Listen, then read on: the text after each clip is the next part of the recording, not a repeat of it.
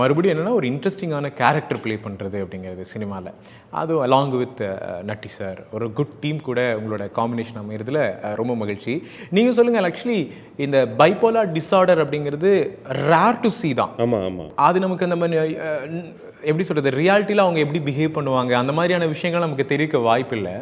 But once நீங்கள் அதை பற்றி தெரியும் போது, அந்த கேரக்டர் தெரியும் போது இருந்த விஷயங்கள் என்னென்னவா இருந்துச்சு உங்களுக்கு? இல்லை, எனக்கு ஃபஸ்ட்டு டேரக்டர் சார் வந்து இந்த கதையை சொல்லும் போது நான் அவர்கிட்ட சொன்ன விஷயம், கண்டிப்பாக அது வாய்ப்பே இல்லை சார், நான் பண்ண முடியாது சார், இது காமெடி பண்ணாதீங்கன்னு தான் சொன்னேன் அவர்கிட்ட. ஏன்னா நான் வந்து அதில் 3 விதமாக நடிக்கணும். அப்புறம் எக்ஸாம்பிள் லைக் அன்னியன் படத்தில் விக்ரம் சார் பண்ண அதில் ஒரு கம்மியான அளவாக இருந்தாலும் பட் அதே மாதிரியான டிராஸ்டிக் சேஞ்சஸ் தான் அதில் இருக்கும். ஸோ அவர்கிட்ட சொன்னேன், இல்லை பிரதர் நீங்கள் பண்ணலாம்னா. அப்புறம் மெயின் என்னென்னா இதில் எனக்கு சப்போர்ட்டிங்காக இருந்தது ப்ரொடியூசரோட ஹாஸ்பிட்டலில் போய் 2 டேஸ்க்கு இருந்தேன். Okay, to observe patients. அவங்க எல்லாருமே அப்சர்வ் பண்ணி அவங்களோட ஒரு மல்டிப்புளான ஒரு பேஷண்ட்ஸ் எல்லாரையுமே ஒரு 2 டேஸ் இருந்து ஃபுல்லாகவே பார்த்தேன்.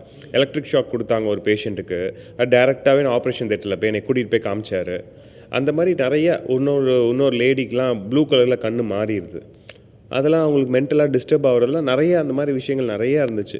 ஒரு பேஷண்ட்டை போய் அப்சர்வ் பண்ணேன் ஒரு 2 டேஸ்க்கு. அது அவங்களோட ஒரு சில விஷயங்கள் எல்லாம் பிடிச்சிக்கிட்டேன். இந்த மாதிரி விஷயங்கள்லாம் இதுக்கு இந்த மாதிரி ஆக்ட் பண்ணலாம். ஸோ அது எனக்கு ரொம்ப ஹெல்ப்ஃபுல்லாக இருந்துச்சு. அதுதான் ஒரு மேஜர் ரீசன் எனக்கு இந்த கேரக்டர் வந்து ஒரு அதை நான் வந்து சஸ்டெயின் பண்ணுறதுக்கு உண்டான விஷயங்கள் அது எனக்கு ரொம்ப ஹெல்ப்ஃபுல்லாக இருந்துச்சு. ஸோ அது ஒரு முக்கியமான சப்போர்ட் ஃப்ரம் தி ப்ரொடியூசர்.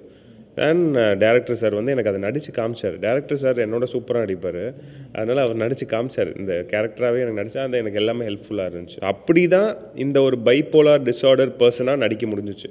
இல்லாட்டினா நம்மளே ஒரு திங்கிங்கில் வந்து பார்க்க நிறைய விஷயங்களை பார்த்து தான் பண்ண முடியும். பட் இந்த மெயின் எனக்கு இந்த ஹாஸ்பிட்டல் விஷயம் ரொம்ப ஹெல்ப் பண்ணுச்சு. சில கதைகள் இருக்குல்ல, இப்போ பைப்போலார் டிஸார்டர் பாதிக்கப்பட்டிருக்கக்கூடிய சில மக்களோட கதை, இல்லை ஆப்வியஸ்லி ப்ரொடியூசர்ஸை வந்து ஒரு சைக்காட்டிஸ்டாக இருக்கிறதுனால அவரும் நிறைய கதைகள் சொல்கிறதுக்கு வாய்ப்பு இருக்குல்ல. நீங்கள் கேட்டு ரொம்ப வருத்தப்பட்ட, இல்லை ரொம்ப இப்படியுமா இருக்கும் அப்படின்னு யோசித்த கதைகள் ஏதாவது இருக்கா?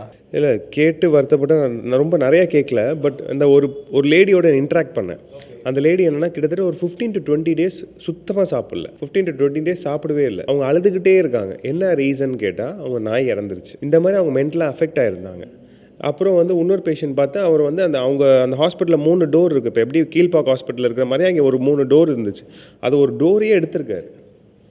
அவ்வளோ ஸ்ட்ரென்த் ஆகி அந்த டோரையே எடுக்கிற அளவுக்கு அவருக்கு அந்தளவுக்கு வலிமை இருக்குன்னா அது ஒரு அந்தளவுக்கு டிஸ்டர்ப் ஆகி ஒரு மனுஷன், அவனும் ஒரு மனுஷன் தான் அவனை.